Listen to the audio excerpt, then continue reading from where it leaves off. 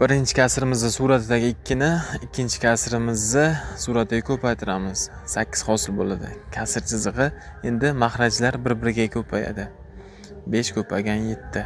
35. Javob 8 taqsim 35. Endi bo'lishda 3 bilan 5 ni, ya'ni suratga mahraj ko'payadi. 15. Kasr chizig'i, mana buni mahrajni, buni suratiga ko'paytiramiz. 7 hosil bo'ladi. Endi qo'shdi. Bu surat bilan mana bu ikkinchi kasr mahraji ko'payadi.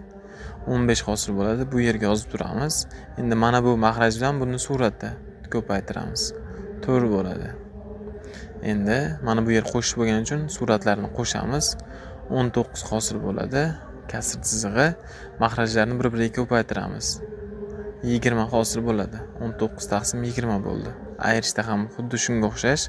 3 bilan 5 ko'payadi bir-biriga. 15 hosil bo'ldi. Ayrilgan, demak 4 bilan mana bu 1 ni ko'paytmasi 4 bo'ladi. Ayirganimizda shunda 11 hosil bo'ladi.